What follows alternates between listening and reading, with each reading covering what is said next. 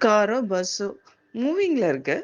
அது மூவிங்ல இருக்கிறப்போ திடீர்னு பிரேக் போட்டாலோ, இல்ல ஸ்டாப்பிங் ஸ்டாப் பண்றப்பவோ, நம்ம எல்லாருமே முன்னாடி சாய்வோம். அதுக்கான காரணத்த தான் இந்த பிசிக்ஸ் இன் எவ்ரிடே லைஃப் ஷார்ட்ல பார்க்க போறோம்.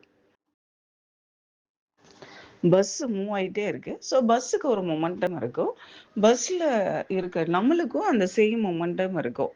இப்போ பஸ் திடீர்னு ஸ்டாப் ஆகுறப்போ, பஸ்ல இருக்கிற அந்த பஸ்ஸோட part one of the part சேரும் ஸ்டாப் ஆயிடுது.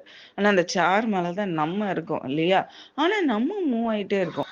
இப்போ சேரோட மொமெண்டம் 0 ஆயிடும். ஆனா நம்மளோட மொமெண்டம் 0 ஆகாது. மூவிங்லயே தான் இருக்கும். அதே மொமெண்டம்ல தான் இருக்கும். ஸோ பஸ்ஸோட மொமெண்டமும், நம்மளோட மொமெண்டமும் 0 ஆகறதுக்கான அந்த ஃபிராக்ஷன் ஆஃப் செகண்ட்ல நம்ம கொஞ்சம் ஃப்ரண்ட்ல மூவ் ஆயிடுவோம்.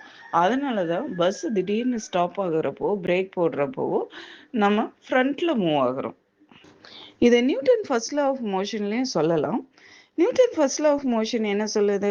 Every object continues to be in the state of rest or every object continues to be in the state of uniform motion unless there is an external force acting on it.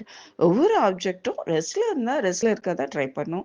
அதே மாதிரி மூவிங்ல இருந்தா uniform வெலாசிட்டியில மூவிங்ல இருந்ததுன்னா அது மூவிங்ல இருக்க தான் try பண்ணும். எது வரைக்கும்னா அது மேல ஒரு எக்ஸ்டர்னல் ஃபோர்ஸ் ஆக்ட் ஆகுற வரைக்கும்.